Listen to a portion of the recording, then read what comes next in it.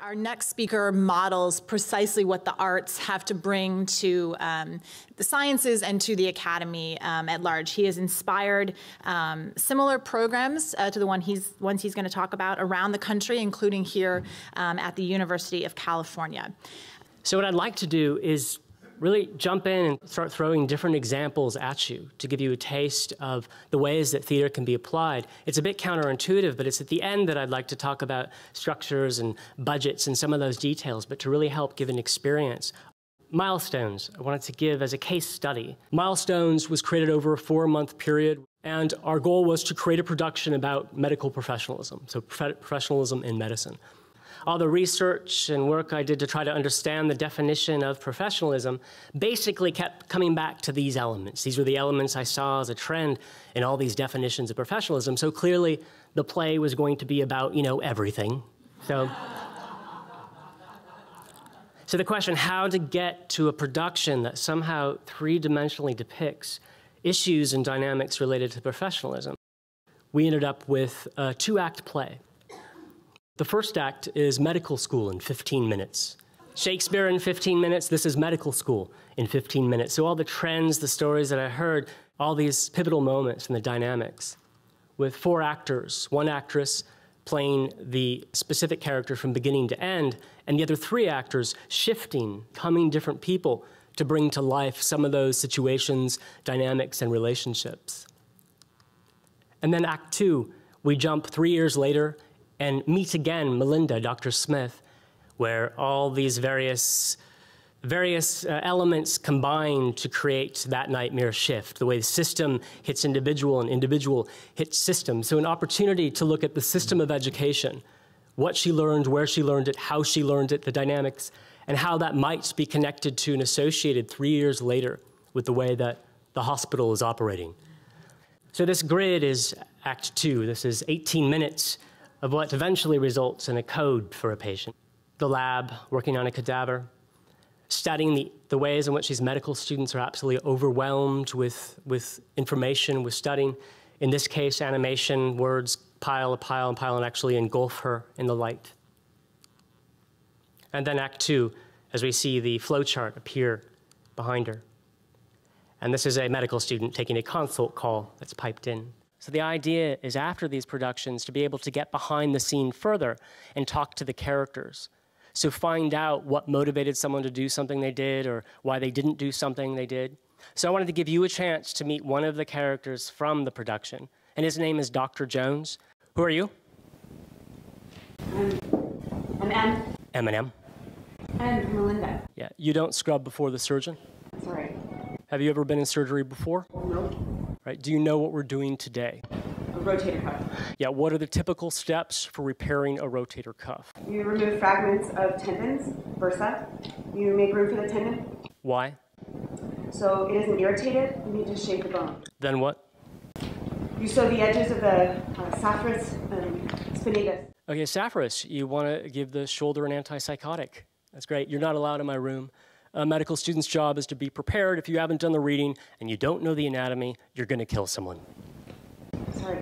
There isn't a thought in your head I'm going to find illuminating.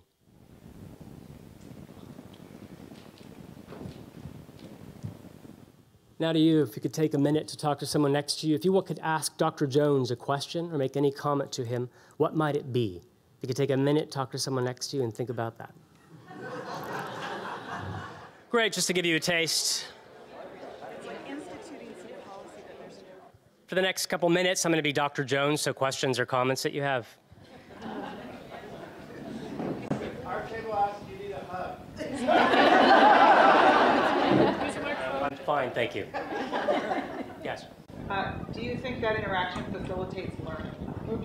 I absolutely do. Can you tell in what way?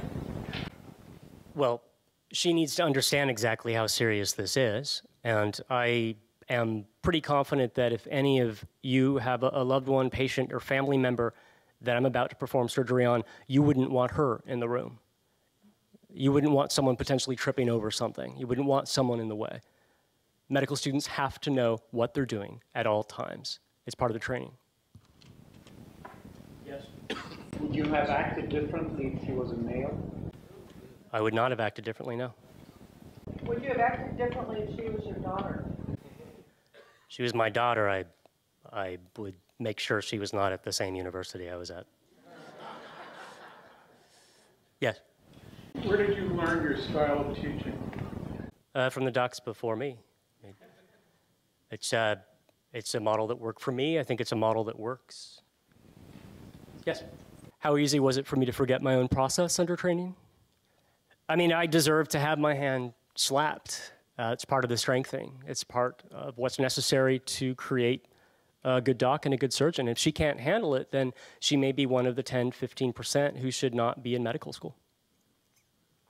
Here and then here, the last two. Yes. How many students do you lose with this process?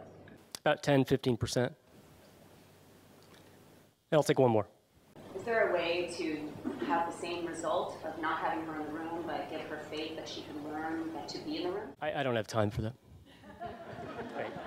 Dr. Jones is gone.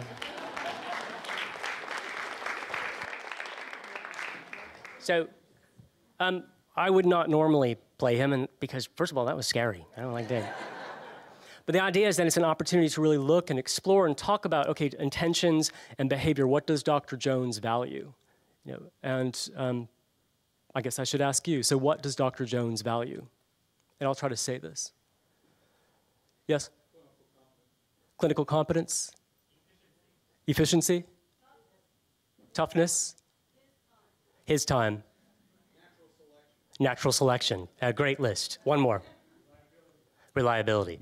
Yeah, so here's the behavior, here's the intention, here's the value system. And so an opportunity to work with the audience to talk about, okay, well, given all that, where is the line between educating, strengthening, humiliating, hazing? So the idea is when we engage the docs is a lot of them really find the situation pretty fuzzy depending upon where they are, is where was the line crossed, where wasn't it crossed? So again, where I started with this as a case study was just to think about how might theater be used to present, portray the accumulative day-to-day aspects of climate or culture. What does it look like? Theater really as a craft, I think, represents a great opportunity to bring the familiar into an unfamiliar space. So to make alive various moments, but in a new way from a distance.